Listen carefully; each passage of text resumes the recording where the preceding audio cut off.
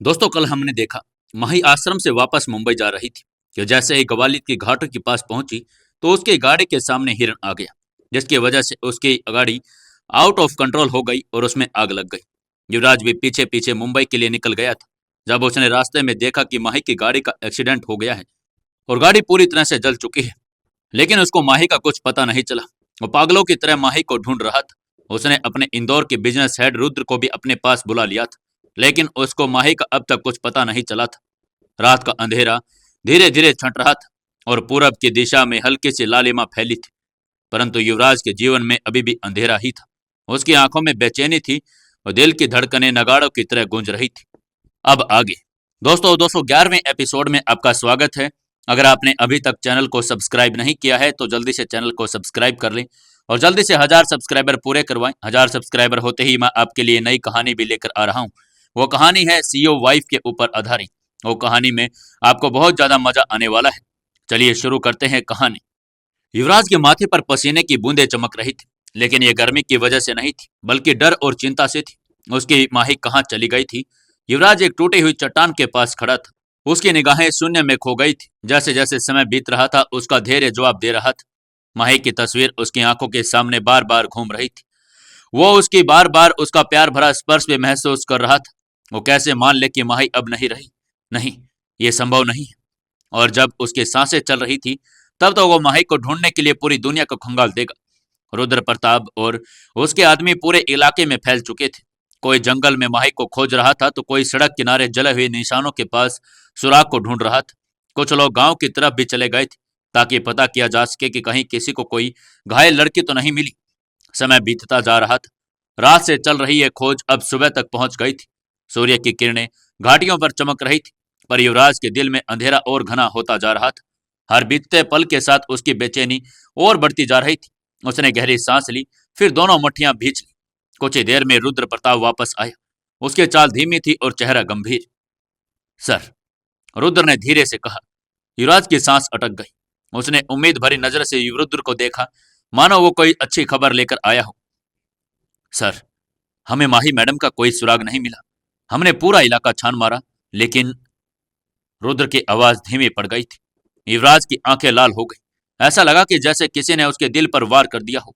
वो वहां से हटा और जले हुए मलबे की तरफ बढ़ गया। उसने झुककर राख को हाथ में लिया। उसकी उंगलियां उस जल चुकी मिट्टी को मुट्ठी में भींचने लगी। उसकी आंखों से आंसू निकलने वाले थे, लेकिन उसने खुद को संभाल लिया। माही, माही कहाँ हो तुम? वो बुदबुदाया, मानो उसकी आवाज हवा में खो गई हो।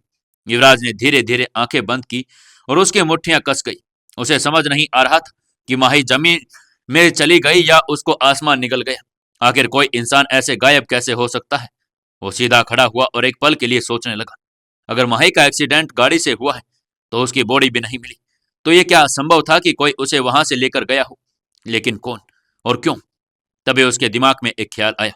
उसने तुरंत रुद्र की तरफ देखा और गंभीर स्वर में कहा, रुद्र, मुझे जितना जल्दी हो सके इस पूरे हाईवे पर लगे सभी सीसीटीवी कैमरों की फुटेज निकाल कर दो। मुझे सच जानना है। रुद्र ने सिर हिलाकर हामी भरी और कहा, जी सर, मैं अभी करवाता हूँ। रुद्र ने तुरंत अपने आदमियों को आदेश दिया। हर टोल प्लाजा, हर पेट्रोल पंप, हर ट्रैफिक सिग्नल जहां कहीं भी कैमरे लगे हैं, उनकी रिकॉर्डिंग निकालो।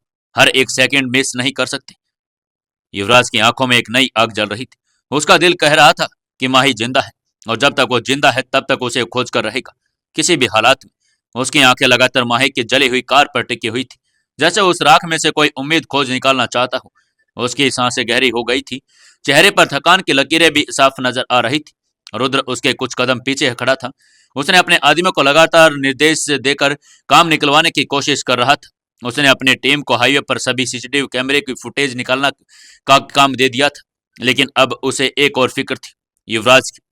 रुद्र ने एक कदम आगे बढ़ाते हुए कहा, सर, मैंने अपने आदमियों को भेज दिया है। वे जल्द ही फुटेज लेकर आ जाएंगे। तब तक हम इंदौर चलते हैं। वहां से चीजों को बेहतर तरीके से संभाल सकते हैं। युवराज ने कोई जवाब नहीं दिया। वो अब भी जली हुई कार को घूर रहा था, जैसे उसकी आंखों के सामने वही भयानक मंजर दोबारा चल रहा हो। माही की गाड़ी में अचानक आग लगना, उसका डर से चिल्लाना और फिर एक भयंकर विस्फोट। रुद्र को कोई जवाब न मिला तो उसने दोबारा कोशिश की। सर, प्लीज, हमें यहां से निकलना चाहिए। जब तक फुटेज नहीं आती तब तक हम नहीं। युवराज अचानक गुस्से में गरजा। उसकी आंखों में आंसू थे, लेकिन चेहरे पर सख्त भाव थे। उसने रुद्र की तरफ देखकर कहा, जब तक माही का पता नहीं चलता मैं यहां से हिलूंगा भी नहीं। तुम्हें जो करना है करो। रुद्र चुप हो गया। उसे युवराज का यह रूप अच्छे से पता था। जब वो कुछ ठान लेता था तो कोई भी उसे रोक नहीं सकता था। लेकिन रुद्र भी जानता था कि इस हालात में युवराज को यहाँ अकेला छोड़ना सही नहीं होगा। रुद्र ने धीरे धीरे गहरी सांस ली और नर्म लहजे में कहा, ठीक है सर, हम यहाँ से दूर नहीं जा रहे। पास ही हमारा एक फार्म हाउस है, वहां चलिए। वहां से हमें सीसीटीवी फुटेज देखने में भी आसानी होगी। आप भी थोड़ा आराम कर सकेंगे। युवराज ने एक पल के लिए उसकी तरफ देखा, लेकिन कुछ नहीं कहा। वो जानता था कि रुद्र सही कह रहा था, लेकिन उसका दिल अब भी उसे यहीं रुकने को कह रहा था। उसकी थकी हुई आंखों में दर्द झलक रहा था। उसे मालूम था कि अब उसकी पूरी उम्मीद सिर्फ उन फुटेज पर टिकी थी। शायद वही बता पाए कि उसकी माही कहाँ चली गई थी। रुद्र ने धीरे से युवराज के कंधे पर हाथ रखा और कहा, सर, मैं आपके साथ हूं। हमें बस यही दिशा में सोचना होगा। माही मैडम मिल जाएंगी, आप हिम्मत मत हारिए। युवराज ने रुद्र की बात सुनी और फिर आखिरी बार जल चुकी गाड़ी को देखा। उसने मन ही मन कहा, मैं तुम्हें ढूंढ कर रहूंगा माही। इसके बाद वो धीरे से अपनी कार की ओर बढ़ा। अब वो सीसीटीवी फुटेज में माही के किसी भी सुराग की उम्मीद लगाए फार्म हाउस की ओर बढ़ रहे थे। कुछ ही देर में वो लोग फार्म हाउस पर पहुंच गए थे। जैसे युवराज फार्म हाउस में दाखिल हुआ, उसकी आंखों में बस माही की तस्वीरें घूम रही थी। उसके दिल की धड़कनें तेज थी। हर एक धड़कन एक सवाल पूछ रही थी कि कहाँ हो माही तुम। बाहर हवाएं पेड़ों को झकझोर रही थी, जैसे कोई दर्द कर रहा हो। फार्म हाउस की खिड़कियां रह रहकर हिल रही थी। उनकी धीमी खड़खड़ाहट किसी अनहोनी का संकेत दे रही थी। रुद्र ने उसे एक आरामदायक कमरा दिखाया और कहा, सर, आप थोड़ा आराम कर लीजिए, मैं फुटेज की जानकारी जुटाता हूँ। युवराज ने कोई जवाब नहीं दिया, बस भारी कदमों से कमरे के अंदर चला गया। उसका मन अशांत था। पूरी रात भाग दौड़ करने के बाद भी उसे माही का कोई सुराग नहीं मिला था। वो भीतर से खोखला महसूस कर रहा था। रुद्र ने उसे कमरे तक छोड़ा और बाहर चला गया, लेकिन युवराज को इस कमरे में बेचैनी हो रही थी। उसने धीमे कदमों से वॉशरूम का दरवाजा खोला। जैसे ही वो अंदर गया, उसने वॉश बेसिन में पास खड़े नल को देखा और ठंडे पानी के छींटे अपने चेहरे पर मारने लगा। शायद ये पानी उसकी आंखों में जल रही बेचैनी को ठंडा कर दे, लेकिन ऐसा कुछ भी नहीं हुआ। उसकी आंखें लाल हो चुकी थी, शायद रात भर जागने की वजह से या अपने प्यार को खो देने के डर से। उसने जैसे ही सिर उठाया, शीशे में देखा। उसने अपनी आंखें लाल दिखी। गुस्से और दर्द की वजह से उसकी आंखों के नीचे गहरे काले घेरे भी पड़ चुके थे। उसने गहरी सांस ली, लेकिन तभी शीशे में उसे अपनी परछाई की जगह माही का चेहरा दिखाई देने लगा। युवराज एकदम सन पड़ गया। उसका दिल जोरों से धड़कने लगा। उसने अपने दोनों हाथ शीशे की ओर बढ़ाए, माही के चेहरे को छूने की कोशिश की, लेकिन ये महज उसका भ्रम था। माही वहां नहीं थी, वो सिर्फ उसकी आंखों का छलावा था। उसकी उंगलियां ठंडी सतह से टकराई। माही।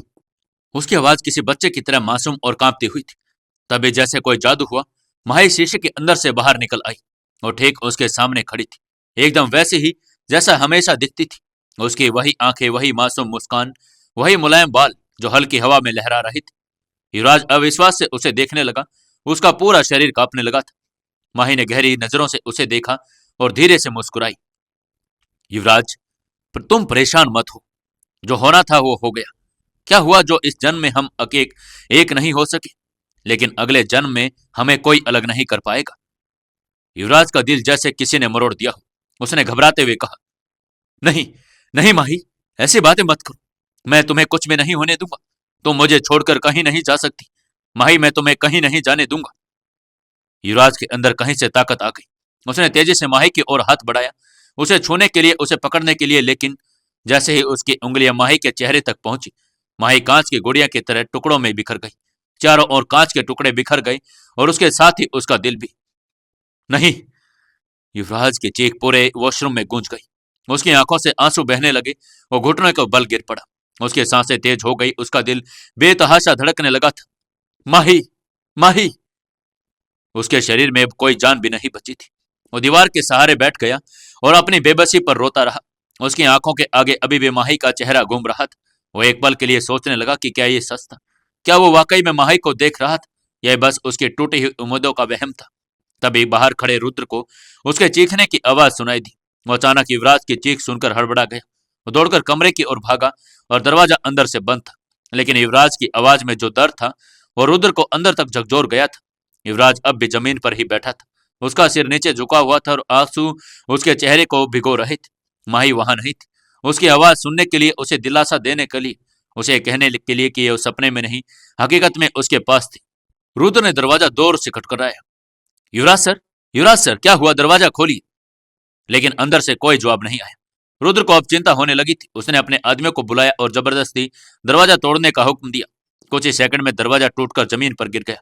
रुद्र ने जैसे ही अंदर कदम रखा, अंदर का सीन देखकर उसकी आंखें चौड़ी हो गई।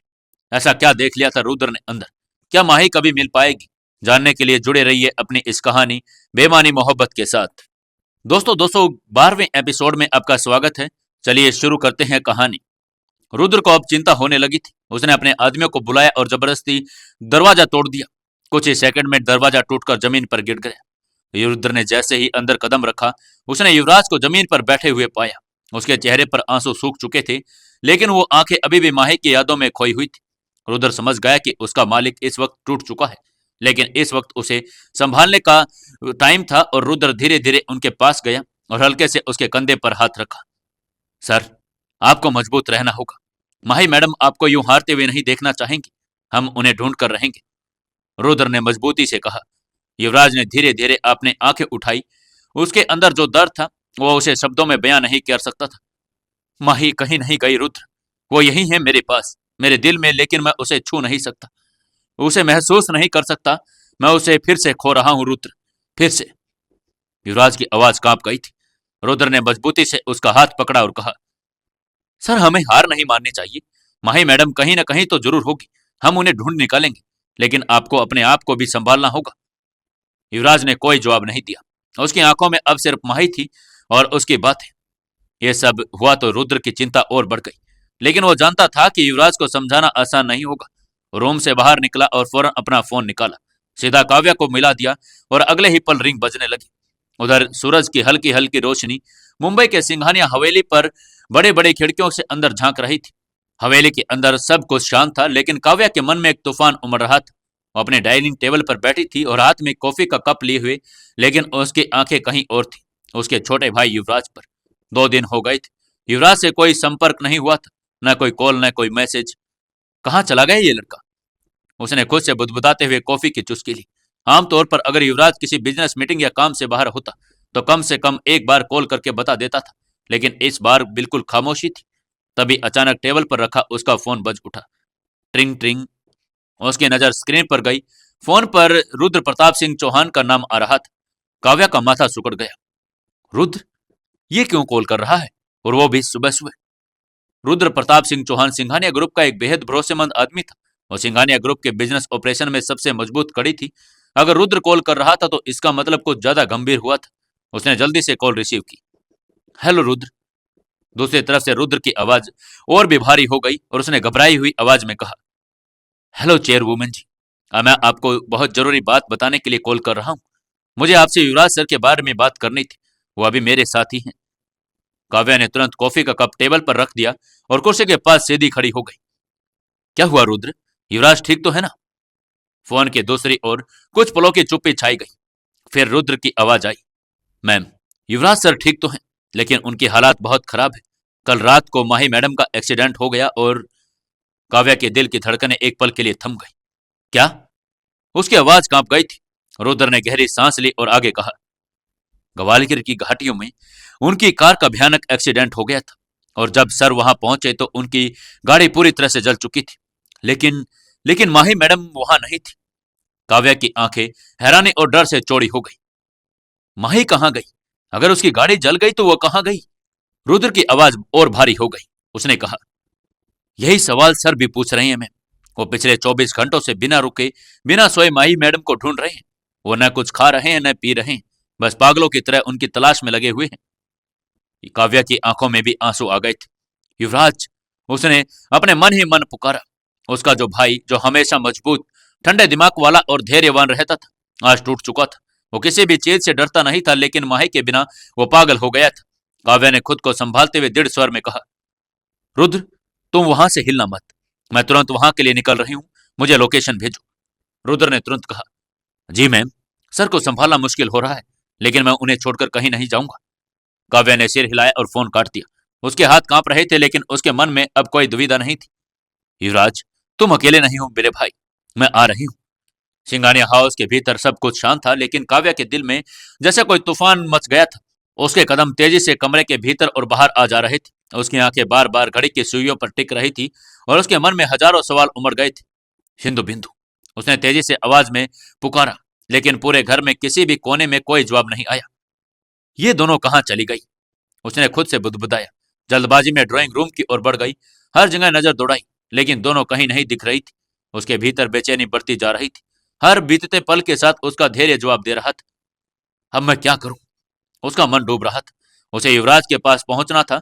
वो तकलीफ में था, टूटा हुआ था, और उसे अपने भाई को इस हालात में अकेला नहीं छोड़ना था। तभी उसे हॉल के एक कोने में सबरा दिखी। सबरा, जो हमेशा की तरह आज भी अपनी निश्चिंत, शांत और स्थिर ऊर्जा के साथ काम कर रही थी। किसे ढूंढ रही हो बिटिया? सबरा ने नरम आवाज में पूछा। काव्या उसकी तरफ मुड़ी। उसकी आंखों में घबराहट और चिंता दोनों झलक रही थी। मैं सिंधु और बिंदु को खोज रही हूँ सबरा। उसकी आवाज में एक अजीब सी हड़बड़ाहट थी। पता नहीं दोनों कहाँ चली गई है। सबरा ने काव्या के चेहरे पर फैली बेचैनी को महसूस किया। वो जानती थी कि कुछ गलत हुआ है। बिटिया, आप इतनी परेशान क्यों हैं? सब कुछ ठीक तो है ना? काव्या की आंखों में आंसू भर गए। उसने एक लंबी सांस ली, लेकिन आवाज भारी हो चुकी थी। सबरा, माही का एक्सीडेंट हो गया है। ये कहते ही जैसे पूरा माहौल बदल गया। हवेली के विशाल हॉल में गूंजती हुई काव्या की दर्द भरी आवाज ऐसी प्रतीत हुई जैसे एक गहरी उदासी में डूबी हुई पुकार हो। सबरा की आंखें चौड़ी हो गई, लेकिन उसने अपने चेहरे पर घबराहट नहीं आने दी। उसने अपने अंदर को झटके से दबाया और खुद को शांत रखा। क्या? उसने धीरे से पूछा। काव्या ने अपने थरथराती आवाज में पूरी बात बता दी कि कैसे माही की गाड़ी जली हुई मिली थी, लेकिन माही का कोई सुराग नहीं मिला। कैसे युवराज उसे पागलों की तरह खोज रहा था और कैसे उसकी हालत बिगड़ गई थी। सबरा ने काव्या की बात ध्यान से सुनी। उसके दिल में भी चिंता जग गई थी, लेकिन इस समय उसे काव्या को संभालना था। बेटिया, घबराइए मत, सब ठीक हो जाएगा। सबरा ने उसके कंधे पर हाथ रखते हुए कहा। काव्या ने अपनी नम आंखों से उसकी तरफ देखा और कहा, कैसे सबरा, कैसे सब ठीक होगा? उसकी आवाज टूट चुकी थी। युवराज वहां अकेला है, वो टूट रहा है। माही को तो कुछ हुआ है। कहते कहते काव्या अपने ही जज्बातों में बिखर गई। उसने अपना सिर सबरा के कंधे पर रख दिया और फपक फपक कर रो पड़ी। उसका कलेजा फटा जा रहा था। मैंने कभी नहीं सोचा था कि ऐसा दिन भी आएगा सबरा। माही को मैं युवराज से ज्यादा चाहती हूँ, और युवराज, वो तो उसके बिना जी भी नहीं सकता। सबरा ने काव्या के सिर पर हाथ फेरा। बिटिया, आप हिम्मत हारेंगे तो युवराज बाबा को कौन संभालेगा? उसने कहा। काव्या की आंखों में आंसू अब भी थे, लेकिन सबरा की बातों ने उसमें एक नई ताकत जगा दी थी। सबरा ने तुरंत अपना मोबाइल निकाला और सिंधु और बिंदु को कॉल मिला दिया। काव्या उसकी तरफ देख रही थी। क्या दोनों से बात हो रही है? सबरा ने सिर हिलाया। फोन तो बज रहा है, लेकिन कोई उठा नहीं रहा। काव्या के माथे पर बल पड़ गई। अब ये दोनों कहाँ चली गई? काव्या के चेहरे पर छाई चिंता उसे और अधिक बेचैन कर रही थी। सबरा अब तक परेशान थी, काव्या के चेहरे पर छाई चिंता उसे और अधिक बेचैन कर रही थी। उसने फिर से अपने मोबाइल फोन को उठाया और झट से सिंधु का नंबर डायल किया। इस बार कुछ ही सेकंड की घंटे के बाद कॉल रिसीव कर लिया गया था। हेलो। दूसरी तरफ से सिंधु की हल्की आवाज आई। सबरा ने बिना देरी के पूछा, सिंधु, तुम दोनों? लेकिन इससे पहले कि वो बुरी बात कर पाती, काव्या ने झट से उसके हाथ से फोन छीन लिया। तुम दोनों हो कहाँ? काव्या की आवाज तीखी और अधीर थी। सिंधु कुछ सेकंड के लिए चुप रही। उसे समझ नहीं आ रहा था कि काव्या इतनी परेशान क्यों लग रही। हम माही दीदी के घर पर थे गुरु माँ, सिंधु ने धीरे से कहा। अभी के अभी फौरन सिंघानिया हाउस पहुंचो। काव्या की आवाज में आदेश स्पष्ट था। हमें अभी तुरंत निकलना है। तुम्हारे सीनियर को तुम्हारी जरूरत है। सिंधु ने एक तेज सांस ली और उसने झट से हाँ में हाँ मिला दिया। जी गुरु माँ, हम अभी आ रहे हैं। उसने फोन काट दिया और बिंदु की ओर देखा। हमें तुरंत चलना होगा, गुरु माँ ने बुलाया है। बिंदु अब तक सोफे पर बैठी थी, वो चौंक गई। क्या हुआ? इतनी जल्दी में क्यों बुला रही हैं? सिंधु ने गहरी नजर से उसे देखा। कुछ बहुत बड़ा हुआ है। गुरुमा की आवाज में जो घबराहट थी वो आम नहीं थी। हमें जल्दी से जल्दी पहुंचना होगा। बिंदु का भी दिल तेजी से धड़कने लगा था। उसने कहा, तो फिर देरी क्यों? चलो जल्दी निकलते हैं। जाने से पहले सिंधु और बिंदु ने माही के माता पिता से मिलने का फैसला किया। यशवंत और यामिनी, जो अब तक माही के घर में उसकी वापसी की प्रतीक्षा कर रहे थे, बेहद चिंतित लग रहे थे। जैसे ही सिंधु बिंदु ने उन्हें विदा के लिए प्रणाम किया, यामिनी ने उनका हाथ थाम लिया। बेटा, अगर कोई खबर मिली माही की तो हमें जरूर बताना। यामिनी की आंखों में एक मां की तड़प थी। यशवंत ने गहरी सांस ली और उसने कहा, हम जानते हैं कि तुम दोनों काव्या के बहुत करीब हो और इस परिवार के लिए हमेशा खड़ी रहती हो। हमें सच बताओ, कुछ पता चला है क्या? सिंधु ने झिझकते हुए नजरें झुका ली। अभी तक कुछ साफ नहीं हुआ, लेकिन जैसे ही कुछ मालूम होगा हम आपको सबसे पहले बताएंगे। यामिनी की आंखों में एक आंसू टपक पड़ा। अगर माही कहीं भी है तो उसे हमारे पास ले आओ। मेरी बेटी मुझे लौटा दो। सिंधु का दिल पिघल गया, लेकिन इस वक्त तो खुद को कमजोर नहीं कर सकती थी। माँ जी, हम वादा करते हैं माही दीदी जल्द ही वापस आ जाएंगी।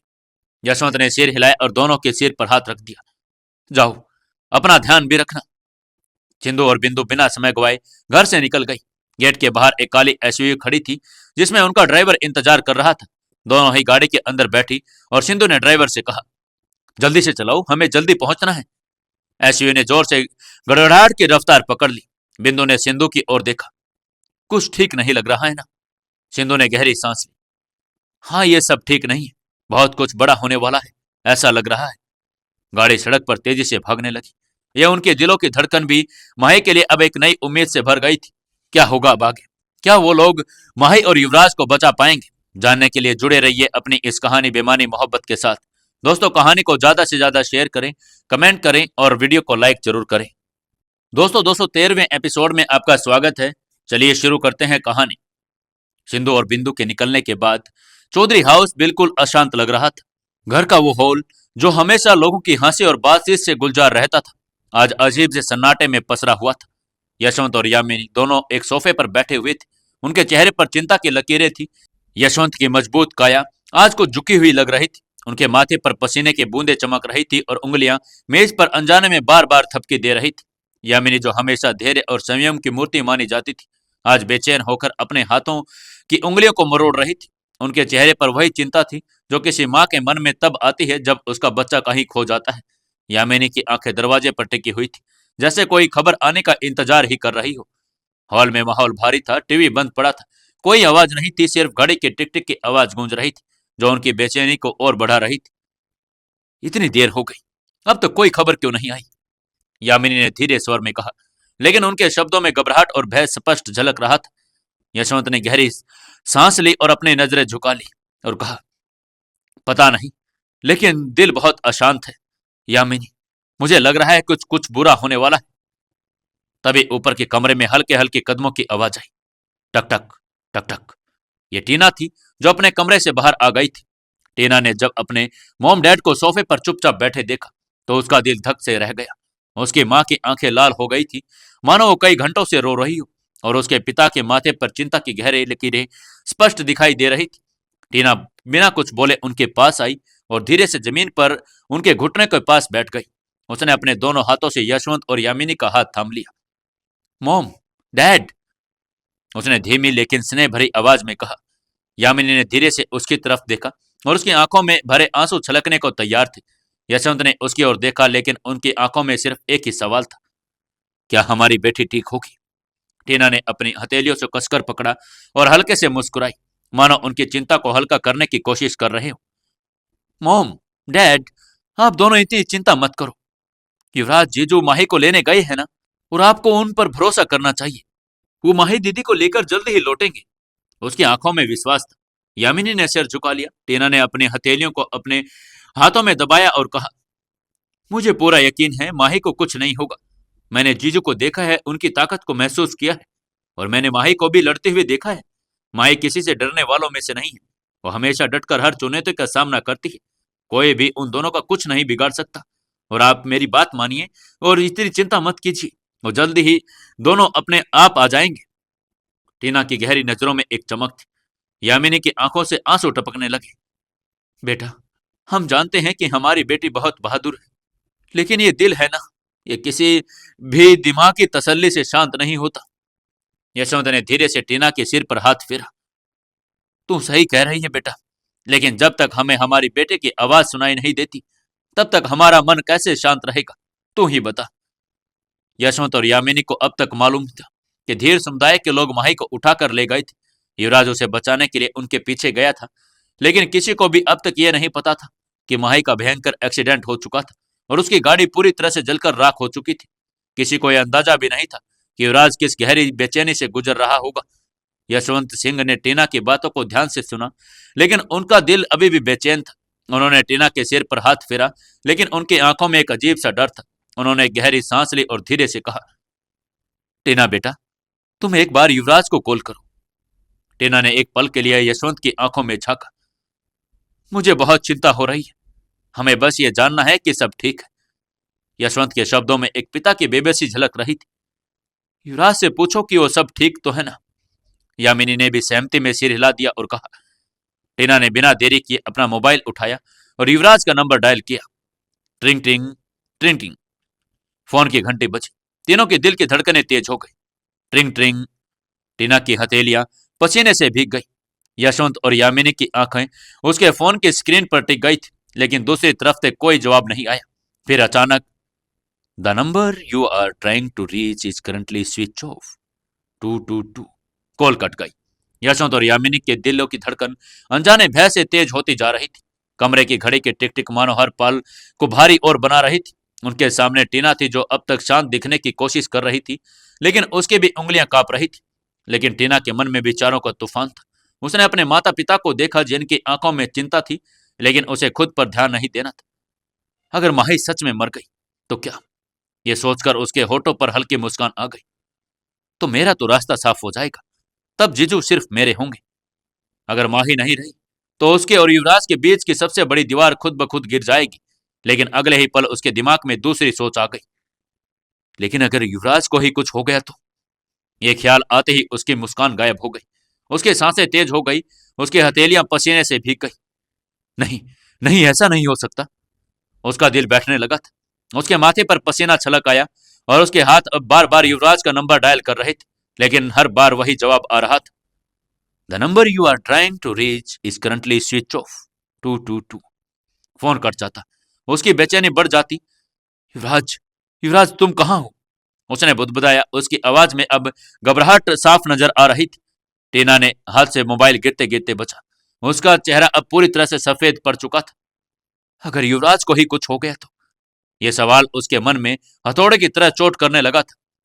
यशवंत ने देखा कि टीना भी घबरा रही। उन्होंने हाथ आगे बढ़ाया और उसके सिर पर हल्के से हाथ रखा। बेटा, तो चिंता मत कर, कुछ नहीं होगा उन लोगों को।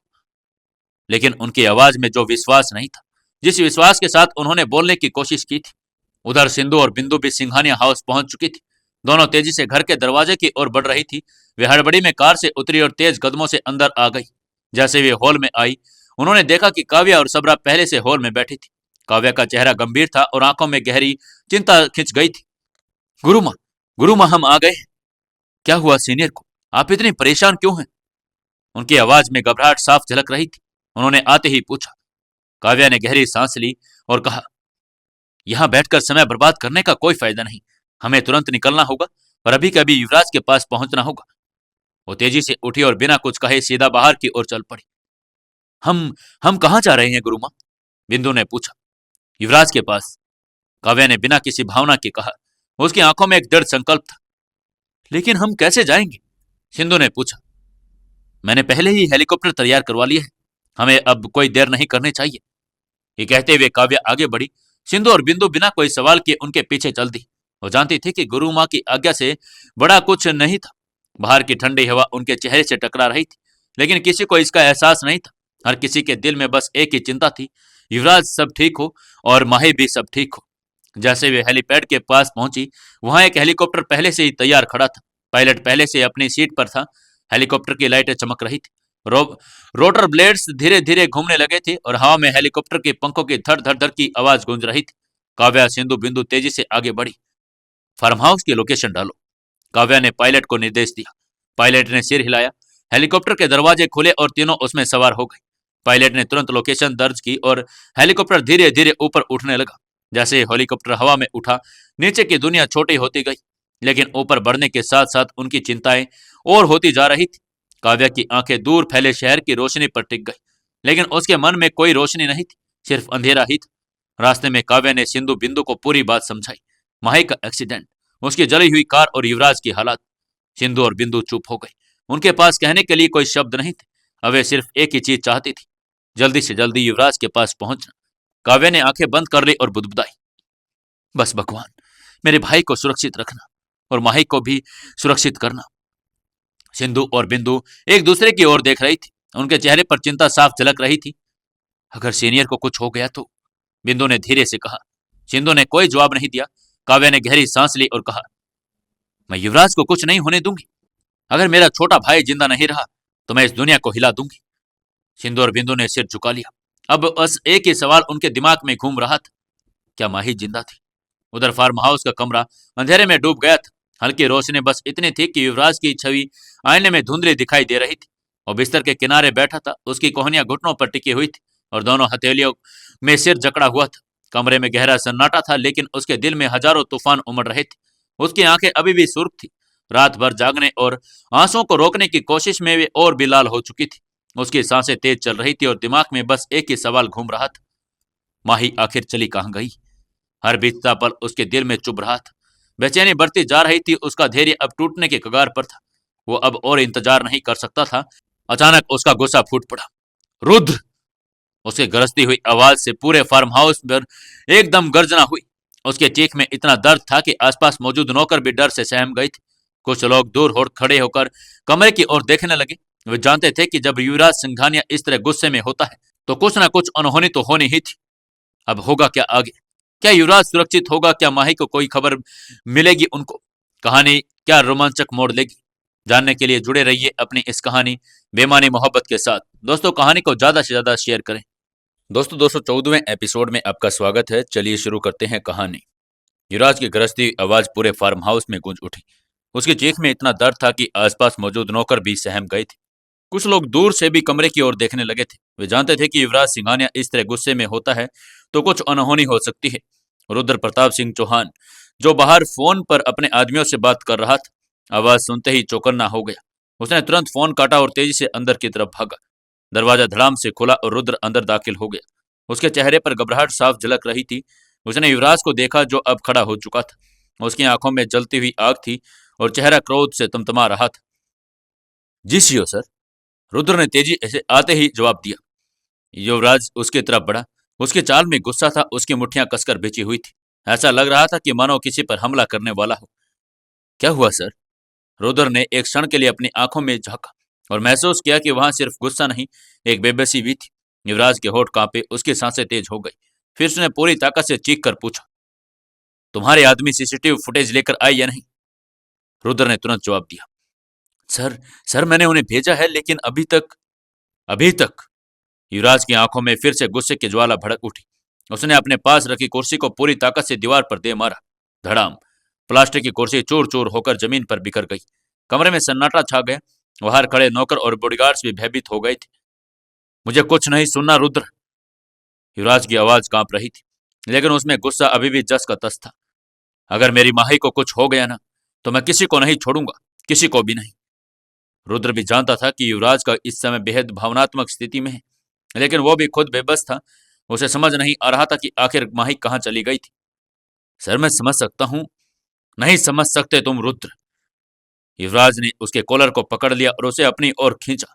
दोनों के चेहरे बस बस कुछ इंच की दूरी पर ही थे। तुम्हें क्या पता कि कैसा लगता है जब तुम्हारी दुनिया बस एक पल में तुमसे छीन जाए। रुद्र एकदम शांत खड़ा रहा।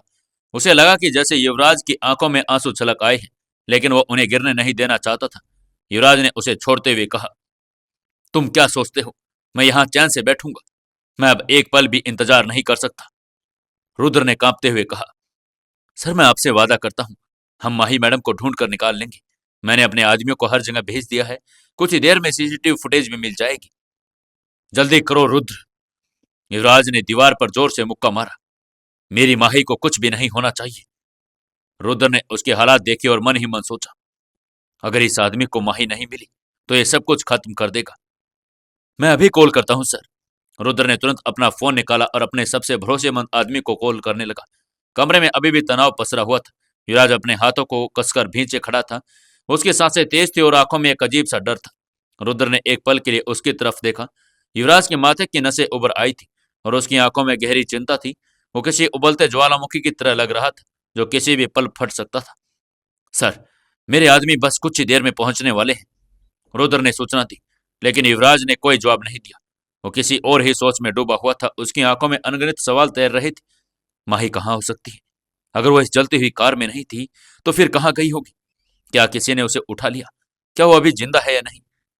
युवराज ने झट से अपने जेब से मोबाइल निकाला। वो किसी को कॉल करना चाहता था तो इस समय उसकी मदद कर सके, लेकिन जैसे ही उसने अपने स्क्रीन पर नजर डाली, वहां फोन स्विच ऑफ लिखा हुआ था। क्या? युवराज का गुस्सा एकदम से फूट पड़ा। उसके शरीर में गुस्से की लहर दौड़ गई। उसने पूरी ताकत से फोन दीवार पर दे मारा। धड़ा! फोन जमीन पर गिरते ही चकनाचूर हो गया। लेकिन युवराज को इससे कोई फर्क नहीं पड़ा। उसका गुस्सा अब भी चरम पर था। रुद्र! रुद्र, जो पहले जो सतर्क था, तुरंत एक कदम आगे बढ़ाया और बोला, जी सर। युवराज की सांसें तेज हो रही थी। उसने गुस्से में मुठ्ठियां भींच ली और कहा, अब मुझे एक पल भी देर नहीं चाहिए। तुम मेरे असिस्टेंट चंद्र को फोन लगाओ, अभी के अभी। रुद्र समझ चुका था कि इस समय कोई भी देर करना युवराज को गुस्से को और बढ़ा सकता है। उसने बिना कुछ कहे ही तुरंत युवराज को फोन मिलाकर देने लगा।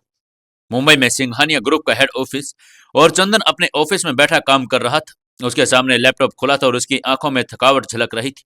2 दिन से उसने ढंग से सोया भी नहीं था, और क्योंकि उसे युवराज की चिंता खाई जा रही थी। ट्रिंग ट्रिंग, फोन की घंटी बजी। चंदन ने चौंक कर फोन की ओर देखा। स्क्रीन पर रुद्र का नाम आ रहा था। रुद्र सर, क्या बात हो सकती है? उसने बिना फोन देर किए उठा लिया। Hello Rudra sir. दूसरी तरफ से तुरंत आवाज आई, चंदन, युवराज सर से बात करो। चंदन ने कुछ कहने की कोशिश की, तभी फोन दूसरी तरफ से युवराज के हाथ में चला गया। चंदन! युवराज की गरजती हुई आवाज सुनते ही चंदन सतर्क हो गया। जी सर। तुम अभी के अभी यहां आ रहे हो? मुझे तुमसे बात करनी है। जी सर, लेकिन लेकिन वेकिन कुछ नहीं। तुम वसीम, शहजाद, करण को साथ लेकर आओ। मैं तुम्हें लोकेशन भेज रहा हूं। जी सर, हम तुरंत निकलते हैं। युवराज के फोन रखते ही रुद्र की ओर देखा। उसकी आंखों में अभी भी गुस्से की लपटें थी। रुद्र, लोकेशन भेज दो। रुद्र ने बिना कुछ कहे तुरंत अपने फोन की लोकेशन सेट की और चंदन को भेज दी। अब युवराज बेसब्री से इंतजार कर रहा था। उसका दिमाग तेजी से काम कर रहा था। फार्म हाउस के कमरे में गहरा सन्नाटा था। हल्की रोशनी सिर्फ टेबल लैंप से आ रही थी और उसके ठीक सामने बैठा था युवराज सिंघानिया, चुपचाप, खोया हुआ, दर्द से भरा। रुद्र कमरे से बाहर आ गया था, लेकिन उसके जाते ही युवराज का दिल और भारी हो गया। किसी तूफान की तरह उसकी छाती में यादों का सैलाब उमड़ने लगा था। उसने धीरे धीरे कदम बढ़ाए और कमरे के कोने में रखे फ्रिज का दरवाजा खोला। अंदर कई बोतलें रखी थी, लेकिन उसमें नजर सिर्फ एक खास बोतल पर पड़ गई, एक महंगे रेड वाइन की बोतल। उसने उसे उठाया और बिना किसी झिझक के अपने पास ले आया। शायद ये मेरे अंदर की आग को ठंडा कर दे, युवराज ने खुद से कहा। फ्रिज का दरवाजा बंद करने के बाद वो मेज पर रखे क्रिस्टल गिलास में वाइन डाल लिया, और एक गहरा लाल रंग, ठीक वैसा ही जैसा माही का पसंदीदा नेल पॉलिश का शेड होता था। युवराज ने अब अपनी जेब में हाथ डाला और अपना चमड़े का पुराना वॉलेट निकाल लिया। वो वॉलेट जिसे माही ने उसे पहली बार गिफ्ट किया था। उसने कांपते हाथों से वॉलेट खोला और अंदर एक छोटी सी तस्वीर निकाली। माही की तस्वीर, खूबसूरत, मासूम, उसकी हल्की मुस्कान और बड़ी बड़ी आंखों में जो सीधा दिल में उतरती थी। युवराज ने उस तस्वीर को अपनी उंगलियों से हल्के हल्के छुआ, जैसे वो किसी अनमोल खजाने को संभाल रहा हो। माही! उसके होठों से सिर्फ यही नाम निकला, ये गहरी सिसकी के साथ। क्यों, क्यों हम चैन से नहीं रह सकते? उसकी आवाज पूरे कमरे में गूंज गई, लेकिन जवाब देने वाला कोई नहीं था। उसने एक लंबा घूंट लिया। वाइन उसके हल्क में उतर गई, लेकिन अंदर की जलन शांत नहीं हुई। उसका दिमाग पुरानी यादों में खोने लगा। माही पहली बार उसकी जिंदगी में किसी तूफान की तरह आई थी। गहरी गुलाबी साड़ी, हल्का सा काजल और खुले बाल। जब पहली बार उसने देखा था तो उसकी धड़कन रुक सी गई थी। माही की मुस्कान में एक अजीब सा जादू था, जो किसी को भी दीवाना बना सकता था। उसने खुद को कई बार समझाया था, तूफान से बचना है, उसमें फंसना नहीं। लेकिन माही के करीब आते ही वो खुद को कभी रोक नहीं पाता था। एक दिन दोनों के बीच किसी बात पर बहस हो गई थी। माही हमेशा कहती थी, युवराज, तुम्हारी आंखों में बहुत गुस्सा है, तुम थोड़ा बदल लो। युवराज हंसकर कहता है, और तुम्हारी आंखों में बहुत प्यार है, पर मैं उसे बदलना नहीं चाहता। माही गुस्से में पैर पटक कर चली गई। फिर कुछ देर बाद खुद वापस आकर बोली, मुझे बहुत भूख लगी है, कुछ ऑर्डर कर दो। युवराज मुस्कुराता हुआ बोला, तो गुस्सा किस बात का था? उसकी बात सुनकर माही हंस पड़ी, और फिर उसके मिठास से आज भी उसके कानों में गूंज रही थी। युवराज अचानक हकीकत में वापस लौटा। उसकी आंखों में हल्की नमी थी। उसने तस्वीर को फिर से देखा और अपने होठों से कहा, तुम कहाँ हो माही? उसकी सांसें तेज हो रही थी, जैसे कोई घुटन हो रही हो। फिर उसने एक लंबा सा घूंट भर लिया। वाइन अभी भी उसके गले से उतर रही थी, लेकिन अब उसके भीतर जल रही आग और भी तेज हो गई थी। अगर तुम्हें कुछ हो गया तो मैं पूरी दुनिया जला दूंगा। युवराज की आंखों में सिर्फ दर्द नहीं बल्कि गुस्से की एक लहर भी थी। वो उठकर खड़ा हुआ और अपने कमरे में इधर उधर भटकने लगा। हर बीतते सेकंड के साथ उसका धैर्य खत्म हो रहा था। मुझे माही चाहिए, किसी भी हालात में। युवराज की सांसें तेज हो गई। उसकी आंखें लाल हो चुकी थी, नींद की कमी और दर्द की और बेचैनी की वजह से। उसने धैर्य से गहरी सांस ली, फिर एक झटके में खड़ा हुआ। गुस्से से भरा हुआ लेकिन उम्मीद से जलता हुआ वो तेजी से कमरे का दरवाजा खोल लिया। सामने का दृश्य देखकर कुछ पल के लिए ठिठक गया। दरवाजे के सामने रुद्र उसकी ओर आ रहा था। युवराज की आंखें उसकी इस हरकत को स्कैन कर रही थी। रुद्र का चेहरा पहले से पसीने से भीगा हुआ था, लेकिन उसकी आंखों में एक अलग सी गंभीरता थी। सर, हमारे आदमी फुटेज इकट्ठा कर चुके हैं। इस तरह सुनते ही युवराज की आंखों में एक अजीब सी चमक आ गई। फुटेज? हाँ सर, हाईवे और आसपास के इलाकों की सभी फुटेज हमारे पास आ गई है, रुद्र ने कहा। युवराज का दिल, जो अभी तक एक बर्फ के टुकड़े की तरह सुन्न था, अब आग की तरह धधकने लगा था। युवराज ने कदम आगे बढ़ाया और उसने रुद्र की आंखों में देखा। कुछ से ज्यादा भरोसा उसे रुद्र पर था। उसने कहा, रुद्र ने सिर झुकाते हुए कहा, सर ड्राइव में सेव कर ली है, लैपटॉप तैयार है, आप देख सकते हैं। युवराज ने गहरी सांस ली। वो जानता था कि ये फुटेज सिर्फ कैमरों में कैद किए गए पल नहीं थे, बल्कि उसके लिए जिंदगी और मौत के बीच का रास्ता थे। अगर माही की कोई झलक मिल जाए तो शायद उसे कोई बचा सकता था। अगर नहीं मिली, नहीं, ये सोचकर भी उसके दिल में खंजर की तरह कोई चुभ हो रहा था। चलो मुझे अभी के अभी वो फुटेज दिखाओ। क्या लगता है आपको, क्या फुटेज में कुछ सुराग मिलेगा, क्या नहीं? जानने के लिए जुड़े रहिए अपनी इस कहानी बेमानी मोहब्बत के साथ। दोस्तों, कहानी को ज्यादा से ज्यादा शेयर करें, वीडियो को लाइक करें और कमेंट करके जरूर बताएं। दोस्तों 215वें एपिसोड में आपका स्वागत है। चलिए शुरू करते हैं कहानी।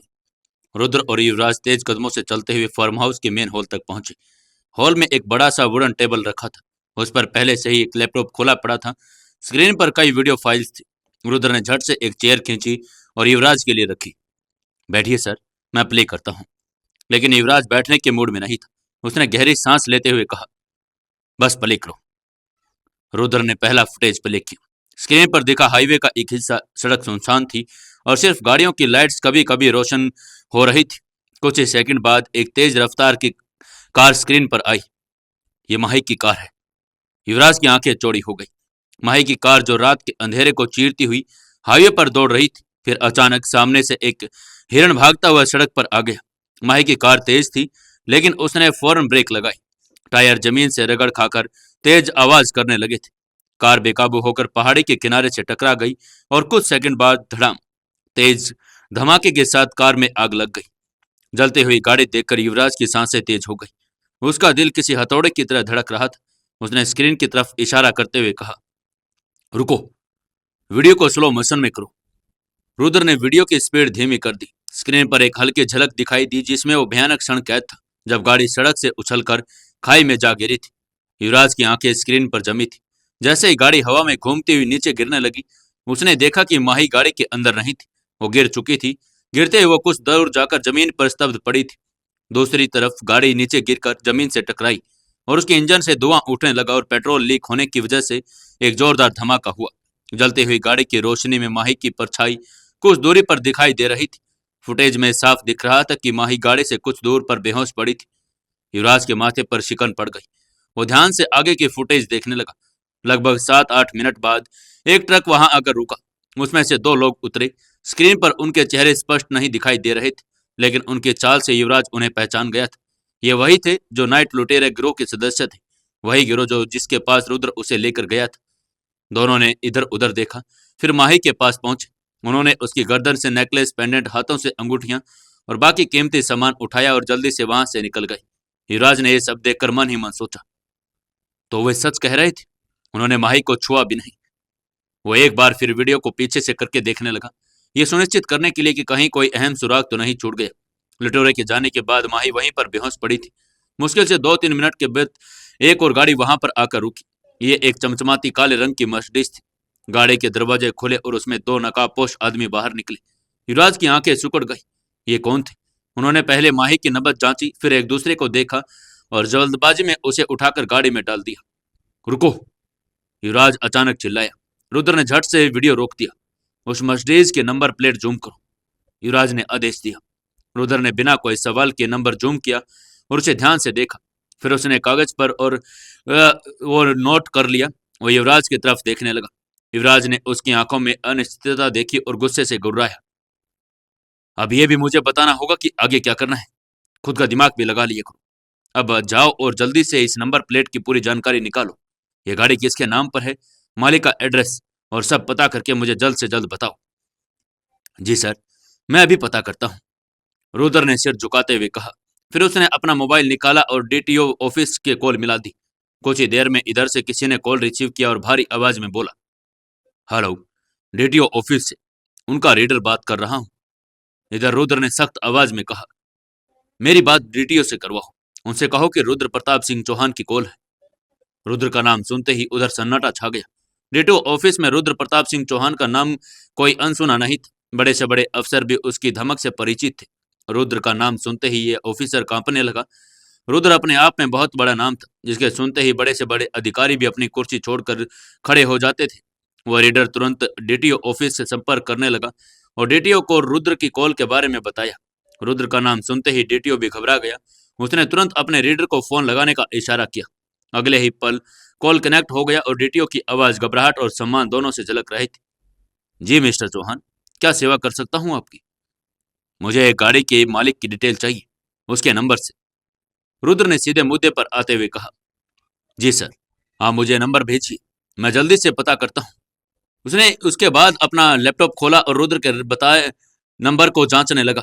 रुद्र ने उसे गाड़ी का नंबर जो बताया, डीटीओ ने उसे अपने सिस्टम में डालकर देखा। कुछ सेकंड तक स्क्रीन पर लोडिंग चलती रही। फिर जो सामने आया उसे देखकर डीटीओ की आंखें फटी की फटी रह गई। उसने दोबारा रुद्र से नंबर कंफर्म किया और फिर से चेक किया। उसने घबराते हुए नंबर दोबारा से सिस्टम में डाला, लेकिन इस बार भी स्क्रीन पर वही लिखा हुआ था जो पहली बार लिखा हुआ था। उसने तुरंत स्क्रीनशॉट लिया और रुद्र को बताया, मिस्टर चौहान, जो नंबर आपने दिया है वो फर्जी नंबर है। सिस्टम में ऐसा कोई रजिस्ट्रेशन मौजूद है ही नहीं। कहीं आपसे कोई गलती तो नहीं हुई? रुद्र का चेहरा सख्त हो गया। अब ये क्या हो गया था? अब मामला और भी उलझ चुका था। कोई गलती नहीं हुई, रुद्र ने गंभीर आवाज में कहा। इसका मतलब ये लोग शातिर हैं। अब इनका असली चेहरा बेनकाब करना पड़ेगा। रुद्र ने बिना कोई सवाल किए नंबर जूम किया और उसे ध्यान से देखा। फिर उसने कागज और कलम उठाकर नोट किया। वो युवराज की तरफ देखने लगा। रुद्र ने तुरंत युवराज की तरफ देखा। उसने युवराज को बताया कि वो नंबर जाली है। युवराज ने गहरी सांस ली और अपना जबड़ा भींच लिया। इसका मतलब यह है कि जिसने भी माही को उठाया है, उसने अपनी पहचान छुपाने के लिए फर्जी नंबर प्लेट इस्तेमाल किया। रुद्र ने तेजी से कहा, हमें यह गाड़ी किसी भी हालात में ढूंढनी होगी। इस गाड़ी को जिसने भी इस्तेमाल किया वो कोई आम आदमी नहीं हो सकता। युवराज की आंखों में गुस्सा और बेचैनी की चमक उभर आई थी। वो दोबारा सीसीटीवी फुटेज देखने लगा और रुद्र से बोला, रुद्र, अब हमें ये सीसीटीवी फुटेज माही तक पहुंचाएगी। हमें ट्रैक करना होगा कि वो गाड़ी किस तरफ गई है। रुद्र भी युवराज की बात समझ गया और फुटेज को ध्यान से देखने लगा। जिस दिशा में वो गाड़ी गई थी, उन सभी के सिग्नल्स की फुटेज उन्होंने खंगालनी शुरू कर दी, लेकिन उन्हें किसी भी फुटेज में वो दोबारा से गाड़ी कहीं भी दिखी नहीं। उन्होंने सभी फुटेज को ब्लैक मर्सिडीज ढूंढने की कोशिश की, लेकिन गाड़ी का कहीं नामो निशान तक नहीं था। युवराज ने गुस्से में झुंझलाते हुए कहा, कहाँ गई वो गाड़ी? जमीन खा गई या आसमान निकल गया? मुझे उस गाड़ी और उन लोगों का पता चाहिए। अब मुझे पूरा विश्वास हो गया है कि मेरी माही जिंदा है और मैं उसे किसी भी हालात में ढूंढ कर रहूंगा। रुद्र, जल्दी करो और जल्दी से पता करो कि वो गाड़ी कहाँ चली गई है। रुद्र ने युवराज की आंखों में दृढ़ निश्चय देखा और समझ गया कि अब यह लड़ाई और भी खतरनाक होने वाली थी। रुद्र ने गंभीर स्वर में कहा, अगर ये गाड़ी ट्रैक नहीं हो रही तो इसका मतलब है कि इसके पीछे कोई बहुत बड़ा खेल चल रहा है। हमें और गहराई तक जाना होगा। युवराज ने गहरी सांस ली और कहा, अब यह मामला और भी दिलचस्प हो गया है, लेकिन माही को बचाने के लिए हमें जल्द से जल्द कोई सुराग ढूंढना होगा। हमें अब एक और तरीका अपनाना होगा। हमें हर संभावित रास्ते पर नजर रखनी होगी और उस गाड़ी को ढूंढने के लिए अपने सभी सोर्सेज को एक्टिवेट करना होगा, रुद्र ने कहा। युवराज ने भी इस पर हामी भर दी। कौन था जिसने माही को उठाया था? क्या यह कोई नई साजिश की शुरुआत थी? क्या होगा अब आगे जानने के लिए जुड़े रहिए अपनी इस कहानी बेमानी मोहब्बत के साथ। दोस्तों, कहानी को ज्यादा से ज्यादा शेयर करें, कमेंट करें और वीडियो को लाइक जरूर करें।